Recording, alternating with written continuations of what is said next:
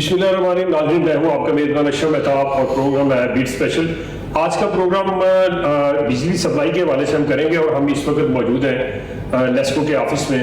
Lahore electric supply corporation जो है company है, इसके ऑफिस में हमारे साथ यहाँ पे चीफ एग्जीक्यूटिव लेस्को जहाँ परवेज चट्टा साहब मौजूद है, वो हमारे मेहमान खुशी होंगे। और आज जो हम बात करेंगे वो बात होगी कि जैसे ही गर्मी बढ़ती है तो बिजली के आलात जो चलने शुरू हो जाते हैं, जिसमें एसी, फ्रिज और बाकी पंखे, हर तरह के जो बिजली के आलात हैं गर्मी में वो ऑन हो जाते हैं, चलने शुरू हो जाते हैं और उससे बिजली की तलब में इजाफा हो जाता है। जब ये इजाफा होता है तो गर्मी की शिद्दत भी होती है, तो लोड पड़ने के बावजूद लोड जब पड़ता है तो फिर टिपिंग भी होती है और बाद जगहों पे ये शिकायत भी आती है कि बिजली की लोड शेडिंग हो गई है। तो आज इस सारी गुफ्तगू करेंगे। पहले तो हम लेस्को का अहाता करेंगे, कहाँ कहाँ पे लेस्को फैला हुआ है, किन किन इलाकों में, इसके अलावा इसके कितने सार्फिन हैं और हर साल कितने सार्फिन का इजाफा होता है, तो ये सारी बातें करेंगे। उसके बाद चट्टा साहब से पूछेंगे कि ये जो हर साल इसकी डेवलपमेंट पे बजट लगाया जाता है, नए ग्रिड स्टेशन बनाए जाते हैं, अच्छी तारें डाली जाती हैं, फिर इसके बावजूद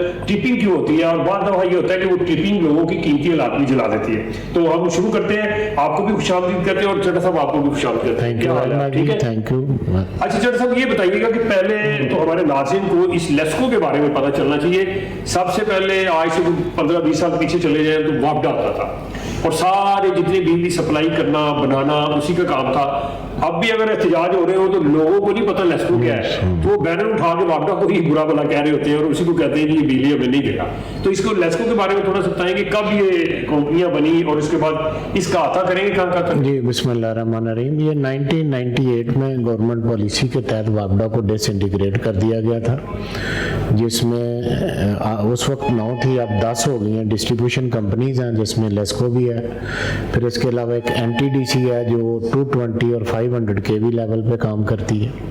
डिस्को 11 kV और 132 kV लेवल ऑफ वोल्टेज पे काम करते हैं। और वापडा जो है वो बिल्कुल एक अलहदा इदारा है, अथॉरिटी है, उसके पास वाटर सोर्सेज और हाइडल जनरेशन है। ये इनका ड्यूटी जो बाइफर्केशन है, ये लेवल है।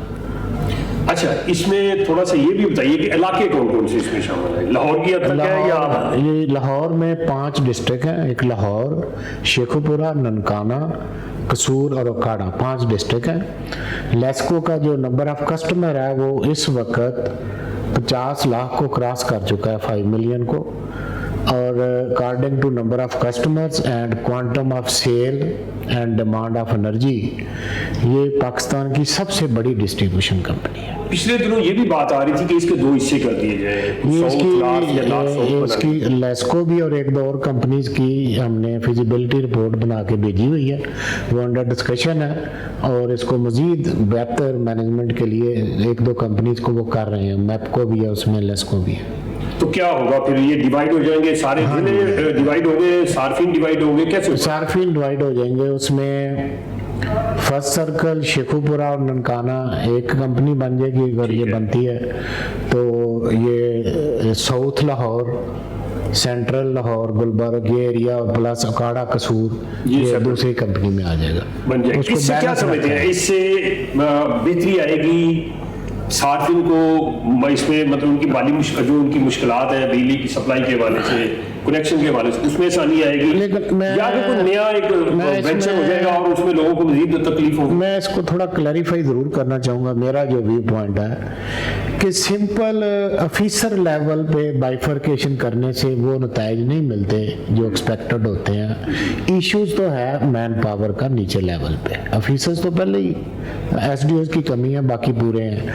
तो अगर तो साथ साथ हमने लेबर की जो शार्टेज है उसको पूरा किया और प्लस जो व्हीकल या दूसरा इंफ्रास्ट्रक्चर है उसको भी डबल किया, फिर वो रिजल्ट्स मिलेंगे जो जिनके लिए ये की जा रही है। सिंपल एक ऑफिस ऑर्डर करने से बाइफर्केशन का वो मकसद नहीं रहता, मेरा ये व्यू पॉइंट। अच्छा, इसमें कितनी और सब डिवीजन ऐड होगी फिर अगर वो करते हैं? ऐड तो हम वैसे भी करते रहते हैं, बाइफर्केशन करते रहते हैं। अभी रिसेंटली हमने मुझे उम्मीद है हम जुलाई में शुरू कर देंगे। ओकाड़ा को 2 हिस्सों में कर दिया है, डिफेंस को 2 हिस्सों में कर दिया है, कैंट डिवीजन को 2 हिस्सों में कर दिया है।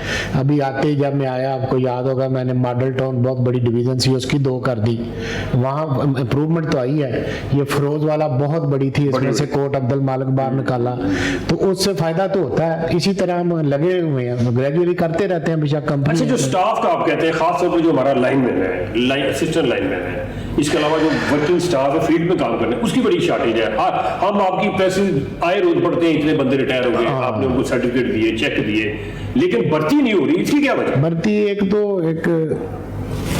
कंसेप्ट था 2015 से लेके 18-19 तक बैन रहा, और बैन के पीछे जो थ्योरी थी वो ये थी कि जी चूंकि डिस्कोस को प्राइवेट कर देना है, अच्छा, इसलिए तो स्टाफ फिर नया स्टाफ रखने की जरूरत नहीं, उसको मतलब या तो कर दिया जाए या नहीं तो till the time recruitment staff होना चाहिए, वो ट्रेन हो जाएगा। तो जिस किसी ने भी प्राइवेटाइजेशन में लेनी है उसको भी तो ट्रेन स्टाफ की जरूरत है। अगर शॉर्टेज होगी, स्टाफ की शॉर्टेज होगी तो वो भी काम नहीं आते ही करता। उसने अपना तो स्टाफ नहीं कहीं से ले आना।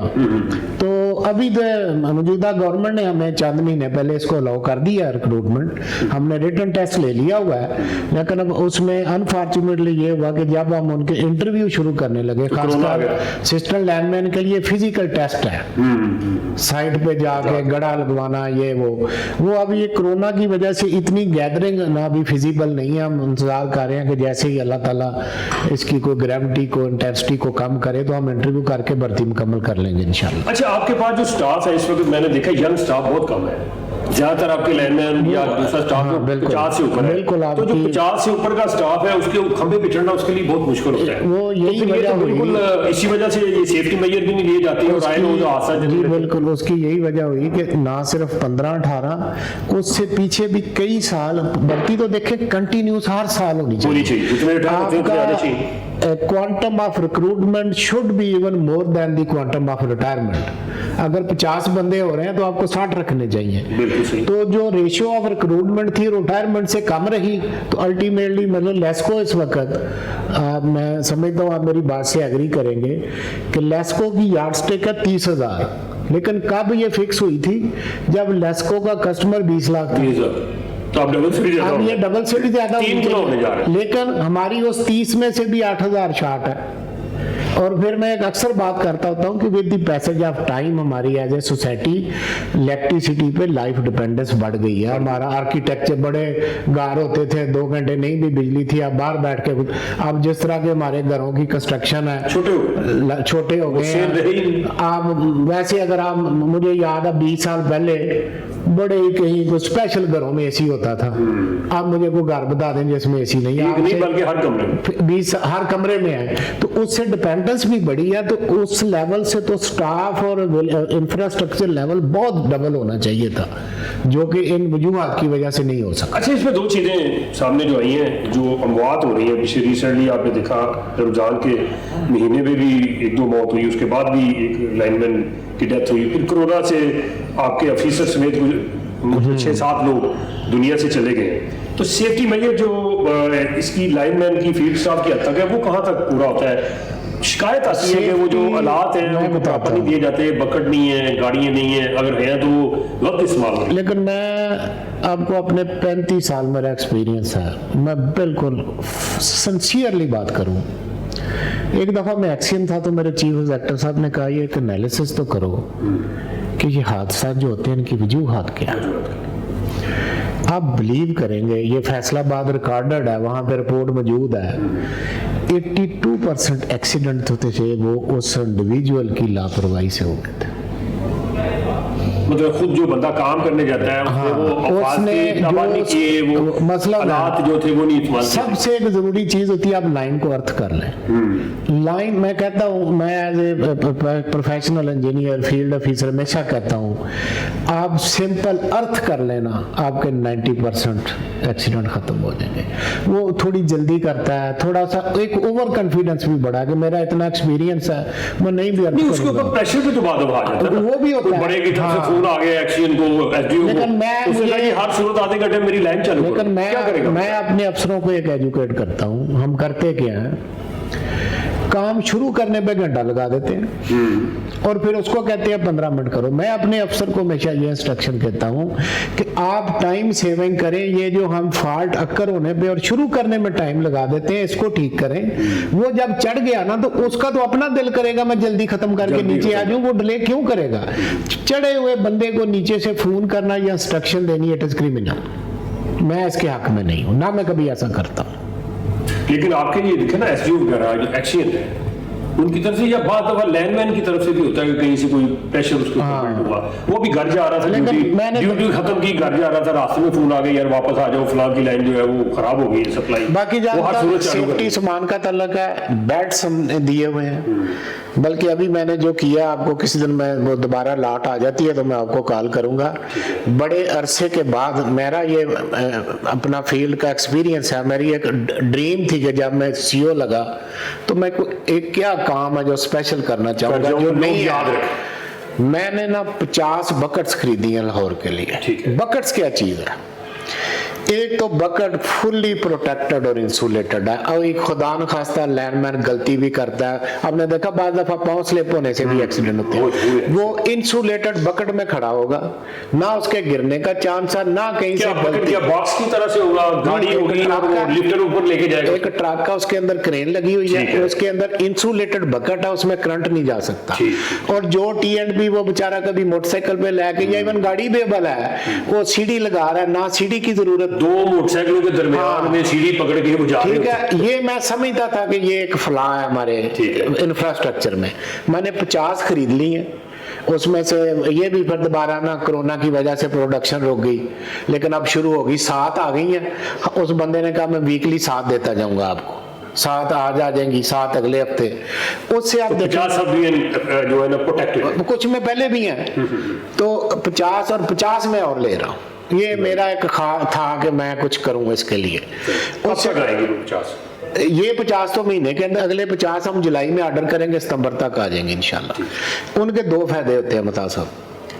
Number 1 safety of lineman, number 2 गाड़ी में गया, एक जगह सीढ़ी लगाई करके उतरा, फिर सीढ़ी उठाई, अब उसको ये नहीं चीज, वो उसमें बैठा हुआ है, कंप्लेंट जो उसकी घंटे में होती थी वो 15 मिनट करके उसकी speed of attendance of complaint बहुत इंप्रूव हो जाएगी। जी, स्पीड ऑफ कंप्लेंट इंप्रूव होगी, अच्छी बात है। 50 ले रहे हैं, कुछ पहले भी हैं, 50 मजीद लेंगे तो ये 100 जो सब डिवीजन है उनमें ये सिलसिला खत्म हो जाएगा कि एक लाइनमैन 2 मोटरसाइकिल लेते हैं, सीढ़ी पकड़ते हैं, रास्ते में जाते हुए उसमें हादसा हो सकता है, तो इससे बचेंगे। दूसरा ये कि सेफ्टी के हवाले से उनको बहुत ज़्यादा कॉन्शियस नहीं होना पड़ेगा। यहाँ लेना हमने एक छोटा सा वक्फा, आपने साथ रहना है। बात बहुत अच्छी हो रही है, आपकी बिजली की सप्लाई के हवाले से बात हो रही है। हमने आगे चल के घरों में सेफ्टी कैसे की जाती है, क्योंकि हादसा घरों में भी होते हैं, उस पर भी बात करनी है। आपने हमारे साथ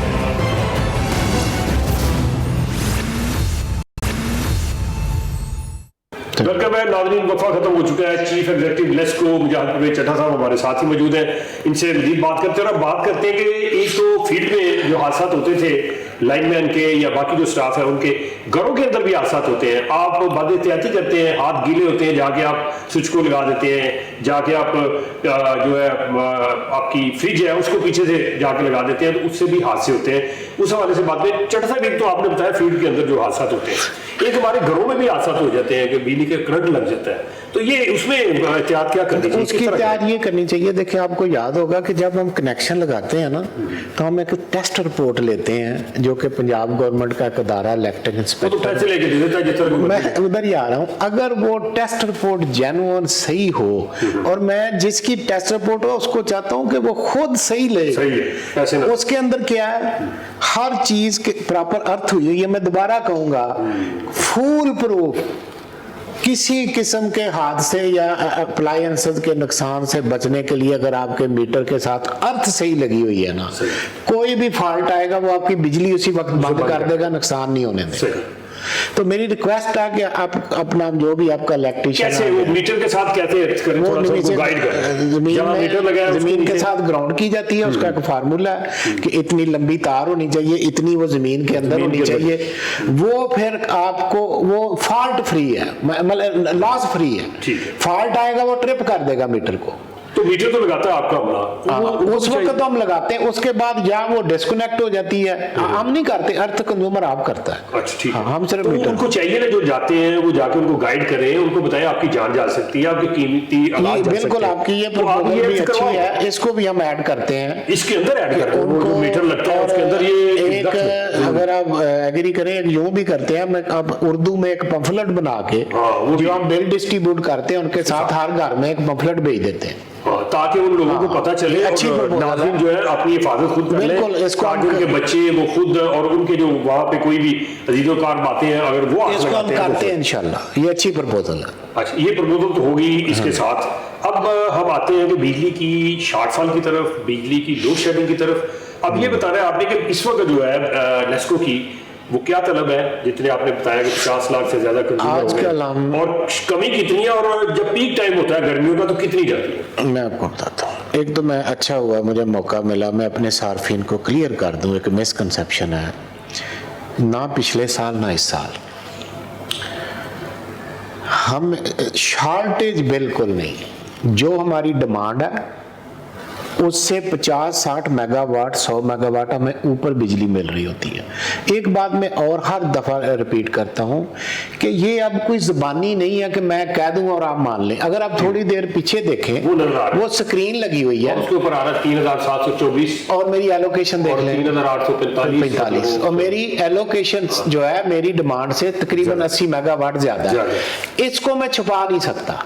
ये रिकॉर्डेड डाटा हर मिनट का अवेलेबल है, जब आप मर्जी निकाल के इसको चेक कर लें कि मेरी परसों 12 बजे जो गुजर चुकी है क्या डिमांड थी और क्या, इसको कोई बंदा कंसील नहीं अब कर सकता। इसमें एक चीज में और देखिए, आपने बिल्कुल कह दिया, कुछ ऐसे भी आपने कहा हुआ कि जहां पे चोरी ज्यादा होगी उन इलाकों के फीडर, मैं उधर आ रहा हूं उसमें मुझे ये बताएं कि अगर मैं मतलब बिल देता हूँ तसल्सल से, मेरा हमसाया चोरी करता है, मेरा क्या कसूर है? ये आपको याद होगा कि जो एक गवर्नमेंट पॉलिसी बनी थी 3 साल पहले, पिछली गवर्नमेंट ने बनाई थी, यही हाई लॉस फीडर्स वाली, इसकी 8 कैटेगरीज बना दी थी, और उसमें कहा गया था कि जहां पे ये इस कैटेगरी में इतने घंटे लोड शेड करे, बावजूद इसके कि आपके पास बिजली है।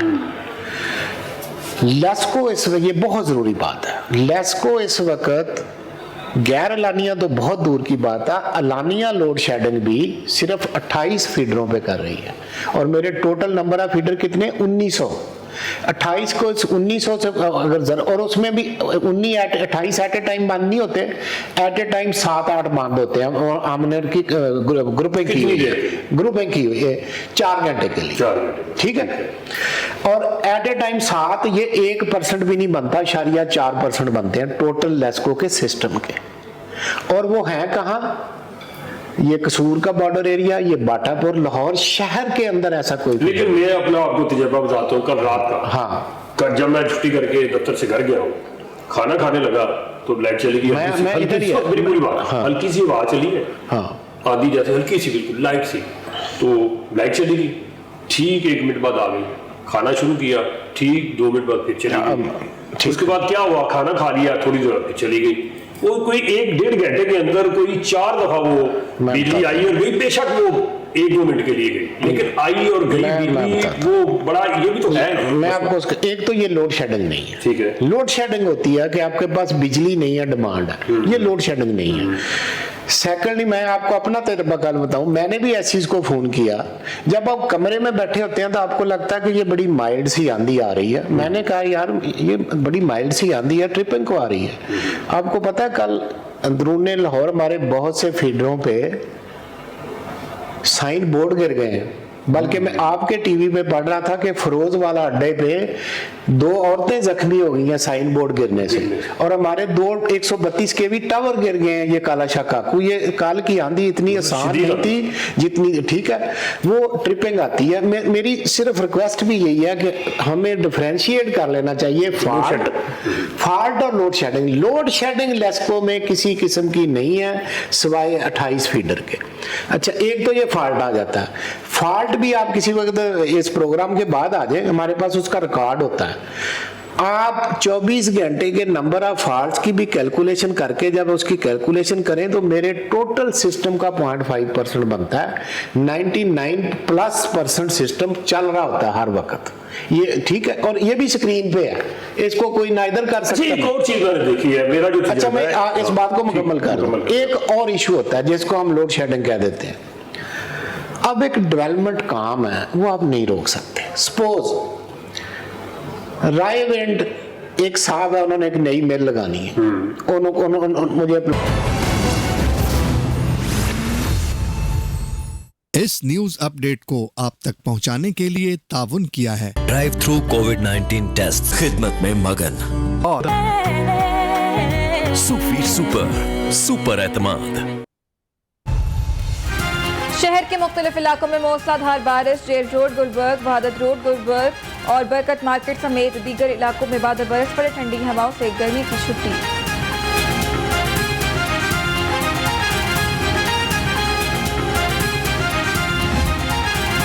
वजीर आज़म इमरान खान के दौरे लाहौर के असरात सामने आने लगे। सूबाई वजीर जंगलात मलिक असद खोकर वजारत से मुस्ताफ़ी, वजीर आला ने इस्तीफ़ा मंजूर कर लिया।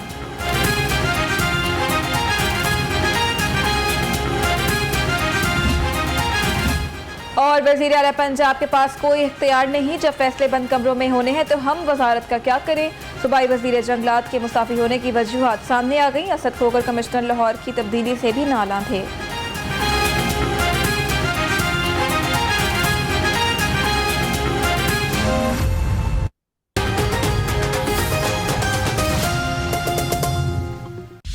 आइए चलते हैं प्रोग्राम के बकिया हिस्से की तरफ।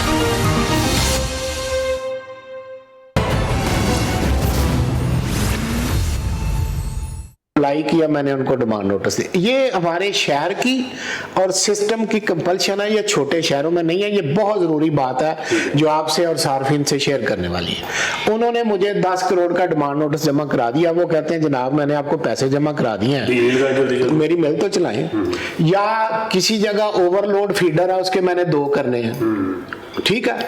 अब कंजस्टेड शहर है, आप बाहर निकले देखें एक खंबे पे 4-4 लाइनें जा रही हैं। जब मैंने 5वीं साथ बनानी है ना, तो ये सिस्टम की कंपल्शन है कि मैंने उसको बंद करना है सेफ्टी के लिए, तो वरना वो लाइन नहीं खींची जा सकती, ठीक है। ये इसका मुझे बताएं, इसका हल क्या है। एक दिन मेरे पास एक साहब आए इंडस्ट्री से, उन्होंने कहा सर हमारे इधर हर 15 दिन बाद शटडाउन होती है। मैंने कहा ठीक है, अब बैठे। मैंने उनको चाय पिलाई, मैंने उनकी फाइल मंगवाई। मैंने कहा जब 1.5 साल पहले आपने कनेक्शन लिया था और आपके फीडर बना था, तो मुझे बताएं आपका फीडर बनाने के लिए सारी मिलें बंद करनी या फीडर बंद करना पड़ता था। तो आज अगर आपके ये एक साथी की मिल बन रही है तो मुझे आप हाल बता दें क्या। ये मजबूरियां है सिस्टम की। ये क्यों, हमारा सिस्टम ओवरहेड है, और ओवरहेड सिस्टम की एक तो ये प्रॉब्लम, मसलन एक ट्रांसफार्मर खराब हो गया, उसको अब चेंज करना है ना, 35-40 मिनट मिनिमम लगते हैं। उस खंबे पे 3 लाइनें हैं, तीनों की तीनें आपको 40 मिनट के लिए बंद करनी पड़ेंगी, और कोई हल ही नहीं है इसका।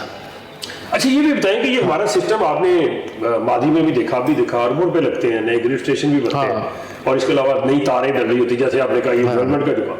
इसके बावजूद आंधी आए, थोड़ी सी बारिश आ जाए, धुंध बढ़ जाए, सर्दी बढ़ जाए, गर्मी से टेम्परेचर बढ़ जाए, तो ये बैठ जाता है। ये क्या वजह? मैं पैसे लगाने के बाद मैं कभी ना मैं का सीगा वैसे इस्तेमाल नहीं करता, ये मैनेजमेंट में एप्रिशिएबल ही नहीं है। लेकिन मैं आपको एक बताऊं, प्रोग्राम के बाद पीडीसी चले जाएं, जब मैं आया था ना, तो जब आंधी आती थी तो 500 फीडर बंद होता था, ठीक है। अब होते हैं, जरा उसकी रेशो चेक कर लें। मैंने ये पूरी सर्दियां, इवन पीएचए मुझसे नाराज हो गई, बल्कि 1-2 हमारे खिलाफ रेट्स भी हो गई। दरख्त आप देखें, इवन जो पढ़ी लिखे लोकेलिटीज है वहां ज्यादा अजीब तरीके से दरख्त लगाए गए हैं। वो दरख्त देखने को लगता है ये 20 फुट दूर है, जब आंधी आती है वो वहां से टूट के लाइनों पे गिरता है। कई तो लाइनें दरख्तों के अंदर से गई। अच्छा काटने जाए, वो साहब कहते नहीं आप तो माहौलियात का बेड़ा गर्क कर रहे हैं। ये मतलब ये इसका जिन मुल्कों से हम कंपेयर करते हैं वहां अंडरग्राउंड सिस्टम है, इंप्रूवमेंट हो रही है। लेकिन ये मैं कहूँ कि नहीं जी आल होके नहीं, ये मेरी आदत नहीं है। अच्छा कितने ग्रिड स्टेशन नए बने हैं ये पिछले 2 साल में, कितने मरीज बनाने जा रहे हैं, उससे कितना ये मैं अगली बात कर दूं। एक तो लोड शेडिंग होती है ना कि आपके पास सप्लाई नहीं है। एक समटाइम ये भी काज होती है लोड शेडिंग की कि आपका जो 132 केवी सिस्टम या ग्रिड है ना, वो ओवरलोड है, आपको बिजली मिल रही है, पास ऑन नहीं कर पा रहे। मैं चैलेंज के साथ ऑन एयर कहता हूँ, लेस्को की कोई ट्रांसमिशन लाइन, कोई ग्रिड ओवरलोड नहीं है। जितनी मेरी डिमांड है मैं अपनी बिजली एडजस्ट करता हूँ। हमने पिछले 2 साल में 50 किलोमीटर की नई ट्रांसमिशन लाइन बनाई है। किस शहर में? हर शहर में, लाहौर में भी, ठीक है, अभी बल्कि कसूर, काड़ा, सरफराज नगर, बल्कि हमारे काड़ा के 2 ग्रिड थे, सिर्फ वहाँ 2 ग्रिड थे कि जिनका डुप्लीकेट सोर्स नहीं था। ग्रिड का डुप्लीकेट सोर्स होना तो बहुत जरूरी है। आपको याद होगा पिछली गर्मियों में हमने एक बहुत बड़ा काम किया था, ये सन्नी वी और McLeod Road, heart of the city, जब इन पे फॉल्ट आता था तो वो ग्रिड बंद रखना पड़ता था। हमने अंडरग्राउंड केबल डाल के इनको डबल सोर्स कर दिया। अब कभी बताएं इन ग्रिडों में मसला बना।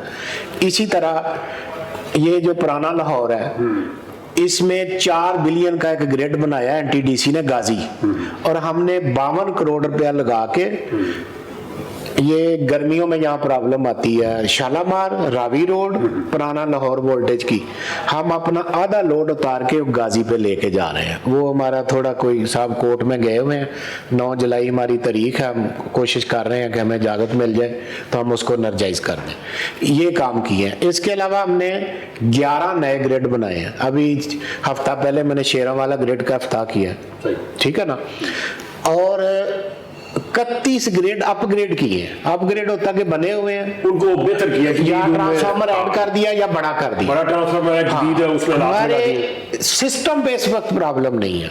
11 केवी पे जो फॉल्ट आ रहे हैं इनको भी हम मिनिमाइज करने की पूरी कोशिश कर रहे हैं। और आपके सामने गर्मी तो खैर हर साल ही आती है, इस कोरोना के माहौल में आप देख लें हमारे बंदे 24 घंटे फील्ड में काम कर रहे होते हैं। मैं अप्रिशिएट करता हूँ जिस तरह से हम डॉक्टरों को और अपनी फौज को और अपनी जो पुलिस है उनको फ्रंट लाइन फोर्स कहते हैं, तो ये भी किसी से कम नहीं है। यकीनी बात है, इतनी शदीद गर्मी के अंदर किसी की बिजली बहाल करना और अपनी जान हथेली पे रख के जाना, तो मैं उनको सलाम पेश करता हूँ जो इतनी शदीद माहौल में, कोरोना ज़्यादा माहौल में, जबकि इनके लेस्को के अंदर जो है एक लाइनमैन और इस तरह के और लोग जो है वो शहीद भी हो चुके हैं कोरोना की वजह से। तो मैं ये समझता हूँ कि बड़ी ये एफर्ट है और इसको वाकई सराहा जाना चाहिए, और हम ये लाहौर की वसादत है इसको सराह रहे हैं। अच्छा, ये बताइएगा कि एक तो आपने ये सारा बताया कि भाई इतनी मजीद जो आप करने जा रहे हैं रजिस्ट्रेशन, और बाकी ये जो आने वाली सर्दियाँ हैं उसमें जो धुंध पड़ेगी वो सह पाएगी वो सिस्टम पे? ये आपने बड़ा अच्छा सवाल किया। एक तो मैं दोबारा कहूँगा, आप ये जो सर्दियाँ गुजर गई हैं ना, इसका डाटा हमारा चेक करें। इससे जो पिछली सर्दियाँ थी ना, हमारे 4-5 दफ़ा 132 पे फॉग वाली रातों में इंटरप्शंस आ गई थी। इस साल ये जो सर्दियाँ गुजरी हैं, मैं फिर अच्छा नहीं लगता, ये रिकॉर्डेड चीज़ें हैं, कंप्यूटराइज।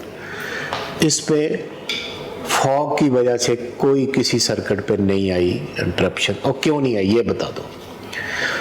इंटरप्शन आती है, आपकी जो डिस्क लगी हुई है ना, इन पे धुआं और मिट्टी जम जाती है, पोल्यूशन हो जाती है। जब बारिश होती है वो शॉर्ट सर्किटिंग हो जाती है, ठीक है। मेरे आने से पहले का था, ये नहीं मैं कहता, मैंने सिर्फ आके उसको मैच्योर किया है। एक चल रहा था हमारा, उससे पहले डिस्क वॉशिंग सिस्टम का तरीका क्या था कि लाइन बंद करें। अब 11 केवी फीडर बंद करने से तो 2-3 हज़ार बंदा अफेक्ट होता है ना। जब आप 132 केवी लाइन करते हैं तो 4-4 ग्रिड बंद हो जाते हैं, तो कितने लोग अफेक्ट होते हैं। तो तरीका क्या था, उसको बंद करें। स्ट्रक्चर की बात कर रहा हूँ, टावर की, उस पे चढ़े फिर उसको साफ करें, उतर के अगले पे जाएं। आप मुझे बताएं वो दिन में कितनी कर लेता होगा, ठीक है। हमने,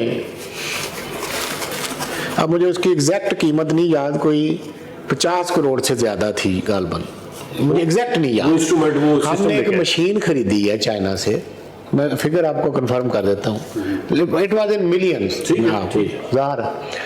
जो ऑनलाइन डिस्क वॉशिंग करती है जी। अब जदीद जो सिस्टम है उसकी तरफ जा रहे हैं। यहाँ लेना एक बार फिर वक्फा, फिर वापस आएंगे, फिर इसी तरह की बातें हैं और चढ़ा साहब से पूछेंगे और आगे बढ़ाएंगे।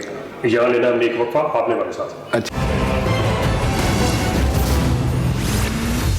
ना लेस्को का ना होने के बराबर हिस्सा हमारा कोई 10-12 बिलियन रिसीवेबल है। ऐसा रिसीवेबल हम कहते हैं कि जिनसे हमने पैसे लेने हैं लोगों से, और वो कौन लोग हैं कि उनकी हम बिजली काट चुके हैं, डेड डिफॉल्टर, और वो कोई 1 साल के नहीं, उसमें कई 5-5 साल के भी हैं, कई 10 साल के भी। उसकी बाइफर्केशन करें ना तो इस साल का 500-600 मिलियन होगा सिर्फ, ठीक है, 700 मिलियन, ठीक है। अब उस पे हमारी प्रॉब्लम क्या है, ये मैं पंजाब गवर्नमेंट से के भी टेकअप कर चुका हूँ, मैं अपनी मिनिस्ट्री ऑफ पावर डिवीजन को भी बार बार रिक्वेस्ट कर रहा हूँ। पहले देखें, मैंने आपकी बिजली काट दी, अब मेरे पास, मैं एक इंजीनियर हूँ, मेरे पास कौन सी लीगल पावर है कि मैं आपको कहूँ कि नहीं मेरे पैसे दो। मैं ज्यादा से ज्यादा क्या कर सकता हूँ कि काट सकता हूँ और उसके बाद ये मॉनिटरिंग कर सकता हूँ कि आपने कहीं दाएं बाएं से लेके अपना गुजारा तो नहीं चला रहे। मैं सिर्फ आपकी इस हद तक आपको टाइट कर सकता हूँ कि आपकी बिजली कौन नहीं, इनको पकड़ेगा, कौन जो है बिजली इस्तेमाल करके खा गया। इसके लिए लीगल पावर चाहिए, लैंड एक्विजिशन। पहले तो जो ऐसी डिफॉल्टर अमाउंट होती है उसको लैंड रेवेन्यू डिक्लेयर करना पड़ता है। पहले एक सिस्टम चलता होता था कि हर कंपनी को नंबर ऑफ सर्कल्स के हिसाब से तहसीलदार देती थी गवर्नमेंट। उस तहसीलदार के पास गिरफ्तारी का भी होता था पावर, वो बंदे को उठा के ले आता था। हमारा एक माइंडसेट था, हम आराम से रिकवरी देने वाली कौन नहीं है। चोरी के पैसे पॉकेट में हो तो वो टाइम शायद पंजाब गवर्नमेंट को अपनी शॉर्टेज हुई है, उनकी अपनी एक्टिविटीज रेवेन्यू की बहुत है। इस वक्त लेस्को में एक भी तहसीलदार नहीं, मतलब वो रिकवरी दूसरे लफ्जों में डेड डिफॉल्टर में ही पड़ी है। वो इतनी काम करते हैं उतनी कवर ऐड हो जाती है उसमें डेड। अच्छा, इतने आप छापे मारते हैं, रोज हम पढ़ते हैं 50,000 यूरो डाल दिए, लाख यूरो डाल दिया, जो पकड़ते हैं जिन लोगों को, बड़ी बड़ी फैक्ट्रियां हैं और भी जो मिक्स होता है, मतलब 10-1,000 आपने कनेक्शन चेक किया, उसमें से 300, 400, 500 निकल आए और उनको आपने फिर डिडक्शन बिल डाल दिए, तो रिकवरी भी उतनी हो रही है। सब डाले जा रहे हैं, कोर्ट में भी चले जाते हैं और वहाँ वो 10% भी कोर्ट में भी जाते हैं, लेकिन इवन देन हमारी उसमें रिकवरी बहुत अच्छी है। इस वक्त इस फाइनेंशियल ईयर में 20 जून तक को डाटा, आज 22 है, 20 जून तक का डाटा मैंने मंगवाया है। हमने इस साल में 1 बिलियन की चोरी पकड़ी है और उसमें से 685 मिलियन रिकवर हो चुका है। ये डिटेक्शन के अगेंस्ट रिकवरी बहुत अच्छी है, क्योंकि डिटेक्शन की पेमेंट एक माइंडसेट था, पहली एक दफा उसको नो करना, फिर चैलेंज करना। तो फिर ये भी तो होता है ना, बार दफा वो जो जितनी बनती है उससे ज्यादा भी डाल देते हैं आपके एक्शन या एफपीओ, उसका तो ज्यादा नहीं होगी उनके साथ। वो हमारा एक फिक्स मैकेनिज्म है, एक्शन के लेवल पे, एससी के लेवल पे और मेरे लेवल पे रिव्यू कमेटीज बनी हुई हैं। ओपन में आज दोबारा सार्फिन को कहता हूँ आपकी वसासत से, कोई बंदा ये समझता है कि मुझे जो डिटेक्शन बिल पड़ा है ये इतना नहीं पढ़ना चाहिए था, तो हमारी रिव्यू कमेटीज बनी हुई हैं हर लेवल पे, आप उसमें आए। हमारी ऑनलाइन पोर्टल्स बनी हुई हैं, आप उस पे आए, हम कई बिल रिवाइज भी कर देते हैं, कोई ईगो प्रॉब्लम नहीं। अगर समझते हैं, देखिए एक असेसमेंट है। अच्छा, ये भी बताया ना कि ओवर बिलिंग करना भी तो ज्यादती है। जिसको ओवर बिलिंग हो गई, आपके किसी आदमी ने कर दी, ज़हनी तौर पे मफलूज हो जाता है, उसको टेंशन बढ़ जाती है, ब्लड प्रेशर हो जाता है और मसाइल होते हैं, तो उनको भी कोई सलाह होनी चाहिए जिससे ओवर बिलिंग साबित हो जाए। मैं फिर वही एक बात कि मैं का आदी नहीं हूँ, लेकिन कई बातें कंपल्शन करनी पड़ती हैं। मैं जब यहाँ आया था ना, तो मुझे एक इशू जो दिया गया था वो ये था, मैं चैलेंज करता हूँ कि आज से 2 साल पहले का जो ओवर बिलिंग क्वांटम था और आज का, उसको कंपेयर कर लें, उसमें इतनी डिक्रीज आ चुकी है। इस वक्त कोई कर रहा है तो वो इंडिविजुअल की अपनी हरकत है और नहीं, मतलब हमारा कोई बंदा अगर ओवर बिलिंग कर रहा है नीचे, तो उसकी इंडिविजुअल हरकत है, वो नहीं है कि कल्चर बना हुआ था कि करनी है। सजाएं भी दी आपने, सजाएं भी दी हमने, बहुत से बंदे ओवर बिलिंग पे नौकरी से निकाले हैं। और 260 मिलियन के करीब के यूनिट जो मुझे असासे में मिले थे ओवर बिलिंग के, मैंने लोगों को वापस किए हैं। अच्छा, वो उसके बिल उनको वापस किए हैं और उसके बावजूद लेस्को का 1% लॉस कम है। अगर वो ना होते ना तो लेस्को आज 2 से 3% कम होती। हमने वो यूनिट वापस किए हैं लोगों को। बड़ी बात है ये तो, ये रिकॉर्ड पे है, मैं फिर कहता हूँ ये रिकॉर्ड पे है। अदरवाइज तो सरकारी महकमों से लोगों को यही शिकायत होती है कि उनकी पार्टियां खाली कराता है बिल करके। उन लोगों को भी किए हैं जो क्लेम लेके नहीं आए थे, खुद किए हैं। अच्छा, अब हम चलते हैं कि आपने जो बिजली बचानी थी उस हवाले से एक नेट मीटरिंग का सिलसिला शुरू किया था कि लोग घरों के अंदर आपकी जो रजिस्टर्ड फर्म है उनसे सोलर पैनल लगवाएं और सोलर पैनल लगवाने के बाद बिजली पैदा करें और जितनी वो इस्तेमाल करेंगे उसका बिल नहीं आएगा और जितनी आपको देंगे वो आप उसको रिटर्न करेंगे। तो ये कहाँ तक पहुंचा है, कितने लोगों ने लगवा लिया है और कितना फायदा होता है? बल्कि मैं इसमें एक और फायदा ऐड कर दूं। एक तो ये फाइनेंशियल फायदा ना जो आपने कहा है कि भी बिल में कमी आ जाती है। एक ये भी है कि जब आपके पास सोलर अपसेट है तो जिस तरह आपने खुद ही कहा कि आंधी आई, बारिश आई, इंटरप्शन आ गई, तो उस वक्त आपकी जो कम से कम मिनिमम जरूरत है, पंखा, बत्ती, उसको चलाने के लिए आपके पास एक डिपेंडेंस लेवल भी है, आप उससे गुजारा कर सकते हैं। तो ये भी एक फायदा ऐड कर रहे हैं इसमें।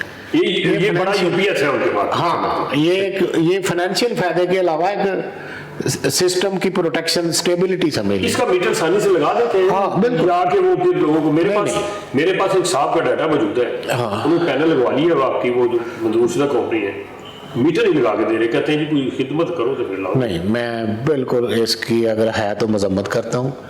ऑनलाइन हमारा ये सिस्टम है, हमारे डायरेक्टर मार्केटिंग है, ऑनलाइन इसकी एप्लीकेशन हम एक्सेप्ट करते हैं और इस वक्त बाकी डिस्को से हमारा डाटा बहुत बेहतर, हम कोई 1000 नेट मीटर लगा चुके हैं 17 मेगावाट के। थोड़ी सी उसमें प्रॉब्लम पता क्या है, इसका मैं आपने पॉइंट आउट किया, हल निकालूंगा। वो सारी सबमिशन ऑफ एप्लीकेशन ऑनलाइन। अब हमारा जो लिटरेसी लेवल है, जो पढ़ा लिखा तबका है, वो तो कर लेता है, बाकी वो कुछ ऐसे मेरी तरह के जिनको कंप्यूटर नहीं आता, ये वो उसमें कोई गलती कर देते हैं, वो एप्लीकेशन रिजेक्ट हो जाती है। इस तरह की इशू है, इसको मैं मजीद इजी करूंगा और फैसिलिटेट करूंगा। और आपकी वसासत से एक आपको याद होगा, हमने एक प्रोग्राम बनाया था, फिर ये कोरोना की वजह से रोक गए। एक ना अवेयरनेस लेवल भी नहीं है, बहुत से लोगों को पता ही नहीं है नेट मीटरिंग है क्या, लगानी कैसे है। ठीक है, तो हमने एक प्रोग्राम बनाया था, आपको याद होगा कि एक वॉक करते हैं मीडिया के साथ और चैम्बर के साथ, वो फिर साथ ही थोड़े दिन बाद ये हो गया, तो ये थोड़ा ईज आउट होते हैं ना।